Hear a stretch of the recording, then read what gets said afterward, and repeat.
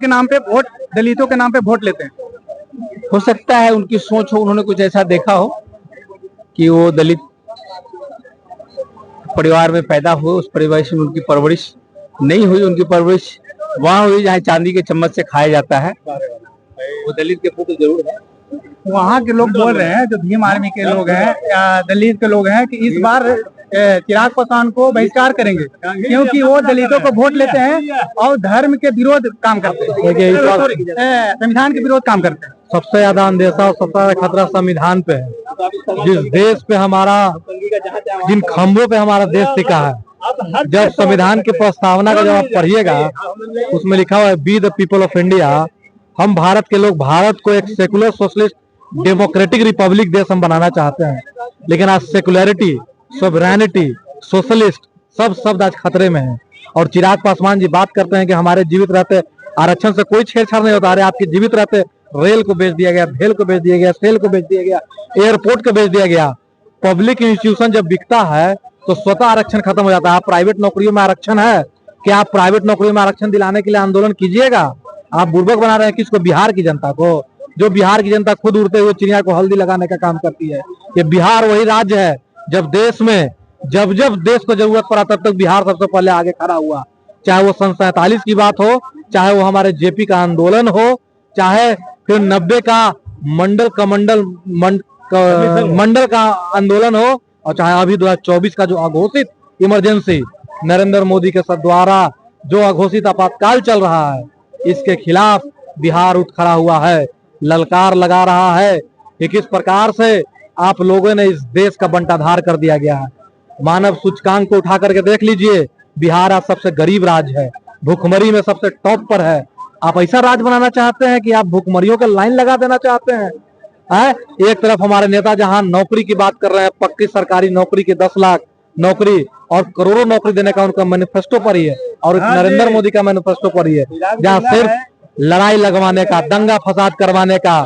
और उतना ही नहीं, कोवैक्सीन कंपनी जो बनाती है उसने लंदन की अदालत में ही बात को माना है कि जो जिस व्यक्ति ने कोवैक्सीन लिया है उसको हार्ट अटैक का और ब्रेन स्ट्रोक का खतरा हो सकता है। तो इसकी जिम्मेदारी कौन लेगा? मोदी जी। जो तो उनका फोटो भी गायब हो गया है, तो वही ना, अब इसका जिम्मेदारी तो 100 करोड़ 150 करोड़ का वैक्सीन लगवा दिए, यहाँ लगातार मौतें हो रही हैं। आपने एक तरह से देश की जनता को, इस पूरे हिंदुस्तान को कब्रगाह बनाने का काम किया 2020 में। जिस तरह से 2020 में नोटबंदी 2016 में की गई, फिर जीएसटी लाया गया, कोरोना का छोटे छोटे उद्योगों को मार दिया गया, कितने लोग भूखमरी में मर रहे हैं। और आप बात करते हैं 5 किलो अनाज देने की दुहाई देते हैं, जहां पूरा दुनिया बोल्ड रिपोर्ट पेश हो रहा है, जहां हम पाकिस्तान और बांग्लादेश से गए गुजरे HDI में, ह्यूमन डेवलपमेंट इंडेक्स में। आप क्या बात कीजिएगा? आप क्या देश को आप दंगा फसाद करने का एक जरिया बना दिए, लड़ाई और मारकाट, इसी की बुनियाद पर आप एक देश बनाना चाहते हैं। जो हमारा हिंदुस्तान कभी भी, हमारा हिंदुस्तान शुरू से ही गंगा जमनी तहजीब पे खड़ा रहा है, इसकी मिसालें पूरे दुनिया में दी जाती हैं। और भारत कभी भी, आप कितना भी कोशिश कर लीजिए, भारत को आप गुमराह नहीं कर पाइएगा, क्योंकि यहाँ के लोग और खासकर बिहार के लोग जागरूक हैं। यहाँ उठते ही के साथ जब हम बड़े बुजुर्ग का पैर छूते हैं तो आशीर्वाद दिया जाता है, जियो और जाग। मतलब जीने से, जीना जितना जरूरी है उतना जागते हुए, उतना जागते हुए जीना जरूरी है कि हम किस प्रकार से जागते हुए जीनेंगे। इसलिए तार्किक बात और साइंटिफिक दर्शन को आप कभी भारत से खत्म नहीं कर सकते हैं।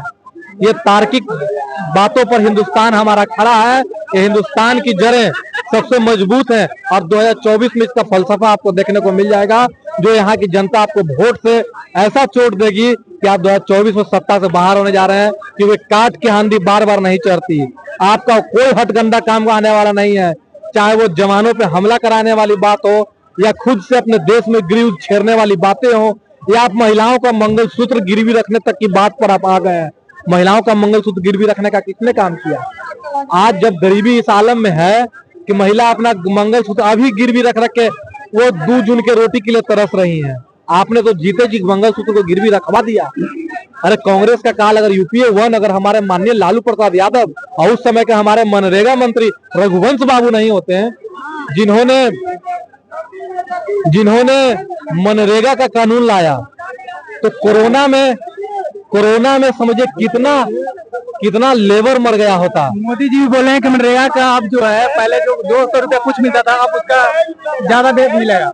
वो मोदी जी होते जिन्होंने भरी सभा में मनरेगा को कहा था कि ये हमारे देश पे बोझ हो चुका है, इसे खत्म कर देना चाहिए, लेकिन देश में भारी विरोध के चलते उन्होंने इसे खत्म करने की जहमत नहीं उठाया। उन्होंने इस सदन में खड़ा होकर के इसका मखौल और खिल्ली उड़ाया था। वही मनरेगा कोरोना काल में सबसे ज्यादा काम आया। जब कोरोना, उतना ही नहीं, फूड सिक्योरिटी एक्ट जो अनाज देने की बात करता है वो भी मोदी जी आपकी कानून नहीं है, यूपीए की कानून है। आप न जाने कितने लोगों को जॉबलेस और भुखमरी करके मार देते, लेकिन हमारे कानूनों ने इन लोगों को बचा रखा है।